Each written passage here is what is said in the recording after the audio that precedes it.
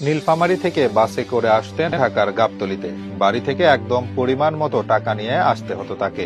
তাই তো গাবতলী থেকে মিরপুর আসতে বাস ভাড়া নিয়ে প্রায়শই হিমশিম খেতে হতো।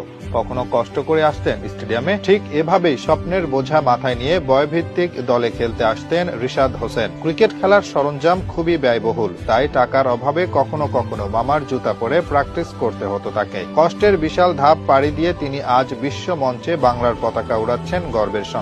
সাথে হয়ে উঠছেন এক বিস্ময়কর জাদুকর। টাইগার ক্রিকেটে দীর্ঘদিনের এক আক্ষেপ ছিল লেগ স্পিনার। অতীতে জুবায়ের লিখন, আমিনুল ইসলাম বিপ্লব থেকে শুরু করে অনেকে আশা দেখালেও খুব বেশি দিন স্থায়ী হতে পারেননি। কিন্তু সেদিক থেকে পুরোপুরি ভিন্ন রিশাদ হোসেন। আন্তর্জাতিক অভিষেকের পর থেকে ধারাবাহিকতার সাথে পারফরম্যান্স করে এখন টি-20 দলের অপরিহার্য সদস্যে পরিণত হয়েছেন এই ক্রিকেটার। এমনকি ফ্র্যাঞ্চাইজি ক্রিকেটেও হটকেক হয়ে উঠেছেন রিশাদ। নীলফামারী উপজেলার টুপামারী ইউনিয়নের নিজপাড়া গ্রামের নূর আলম ইসলামের বড় সন্তান 22 বছর বয়সী রিশাদ। বাবা মায়ের অনুপ্রেরণায় স্বপ্ন পূরণে গ্রামের মাঠ থেকে বেড়ে উঠে তিনি আজ হয়ে উঠেছেন দেশের অপার সম্ভাবনাময় এক তরুণ লেগ স্পিনার।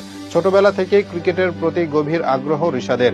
আর ক্রিকেটার হিসেবে পথ চলা শুরুটা হয় জেলার সমীরউদ্দিন স্কুলের অভ্যন্তরীণ ক্রিকেট টুর্নামেন্ট থেকে। টানা 3 টুর্নামেন্টে সেরা খেলোয়াড় হয়ে সবাইকে তাক লাগিয়ে দিয়েছিলেন রিশাদ। সেই থেকেই ক্রিকেটার হওয়ার প্রবল প্রতিজ্ঞা করে ফেলেন তিনি। এরপর নীলফামারীর নজরুল স্মৃতি